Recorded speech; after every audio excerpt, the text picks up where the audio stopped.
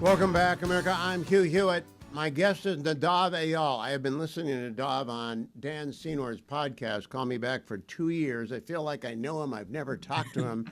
I will describe him to you as sort of the Dan Balz of Israel. I think he is an objective assessor of Israeli politics. And Nadav, I'd like to have you back for a long conversation, but on this day after that craziest... No, first of all, you, I want to say that I follow your show and I follow what you write on X and I follow your show and I feel so privileged that we finally managed to do this. So it's such a pleasure Well, being I here. want a long conversation, but I want my audience to hear from you. What happens next in the Israeli political scene? You've got this giant of a figure in terms of Netanyahu, who, like President Trump, Father Time is undefeated. They'll have to pass from the stage. What is the Israeli political environment going to be like? And take all 5 minutes to just explain it for us. What's going to follow these men? Okay, so first of all, we're in the midst of an election year. That's the most important thing. By October of 26, the end of October, Israel is due to have an election. Now, the government can pretty much decide when will the election be. It could be February or May or probably October, although it's really a question if this coalition can survive to the October 26th. Now, Prime Minister Netanyahu has been basically losing most, if not all polls since March of 23. So 7 months before October 7, he started losing in the polls.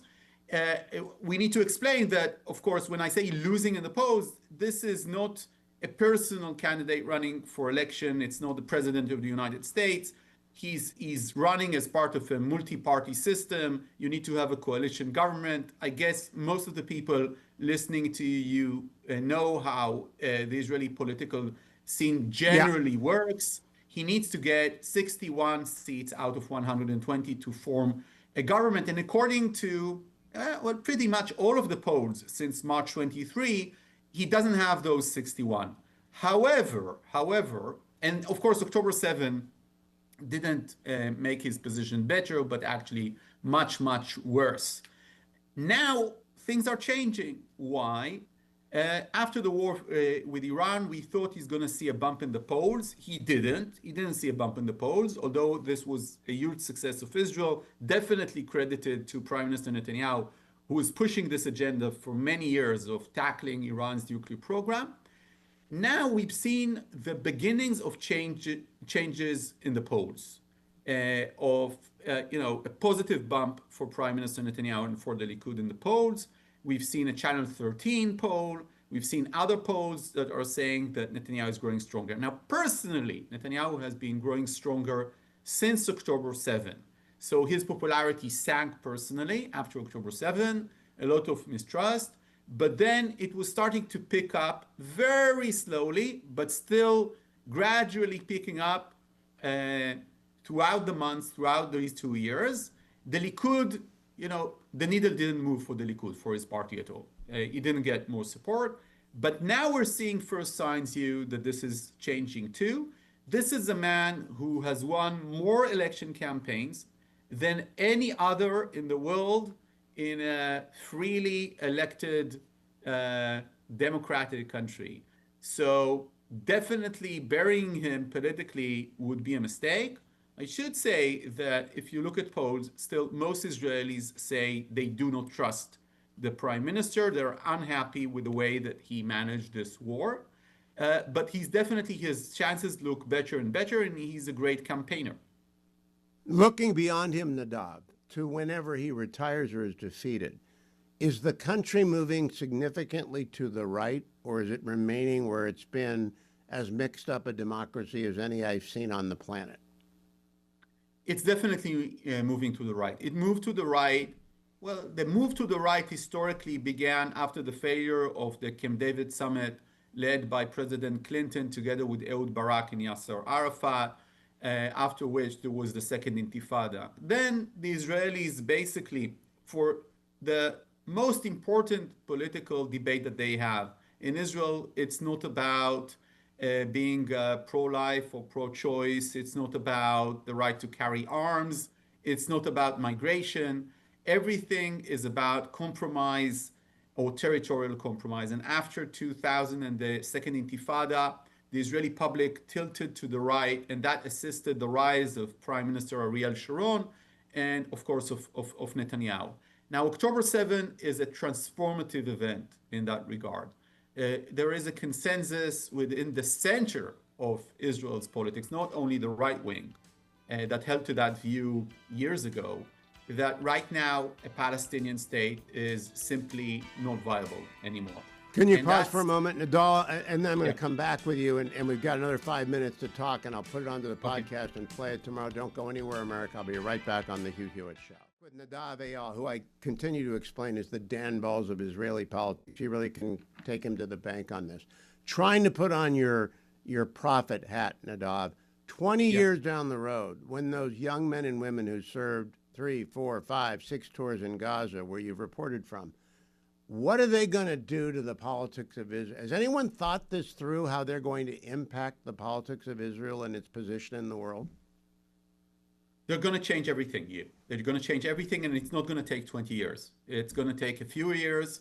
The men and women that fought in Gaza are reserve soldiers to begin with. Sometimes they're already 30 or 40 years old, right? Yeah. Because the IDF is mostly a reserve service army when it's at war. And you also have the mandatory service soldiers, and they're all looking for change. Change is a big word in Israel right now. And the question is, what's going to be more stronger? Change or Netanyahu's argument that he is the one who has managed to secure Israel and that this deal is a victory and that Israel, led by him, has defeated Iran. So these are two very strong sentiments that are going to have a fight right now. But what does, last question, what does change mean if it's not Netanyahu? Is it Bennett? Naftali Bennett? Is it some other figure about whom I'm unaware? Is there a new party? Well, first of all, Bennett is definitely right now has positioned himself in the last year as Netanyahu's strongest adversary, and in practical means, he's to the right of the prime minister.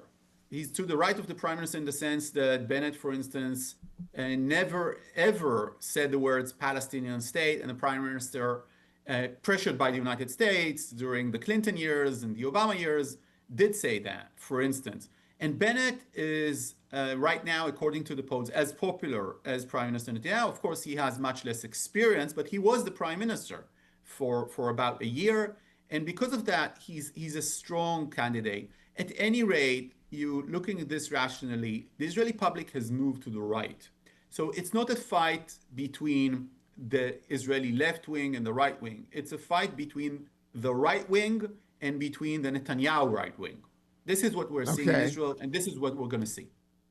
And is there any doubt in your mind that in the global competition between the United States and the People's Republic of China, Israel is firmly and not for turning away from America at any time? Oh my God, absolutely. Israel has no option but the United States of America. And what Israelis understood after this war and after the strong support of the United States to Israel is that they have no alternative, but they didn't need to have this war.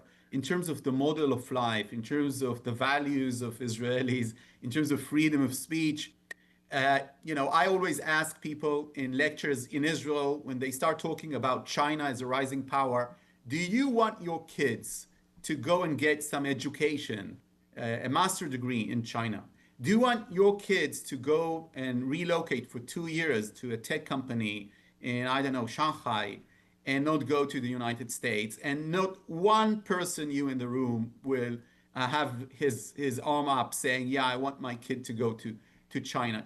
The Chinese model is out of the question as far as the Israelis are concerned. It's so far from the Israel. It's much closer for Israel to ask to be the 51 state of the United States than it is of Israel turning its back to the West and to the United States.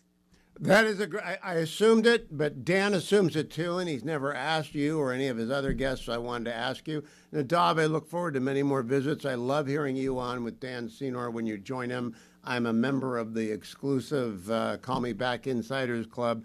Can't get enough of you and Amit and Dan. Thank you for joining me on the Hugh Hewitt Show, and I look forward to talking to you again. Thank you so much.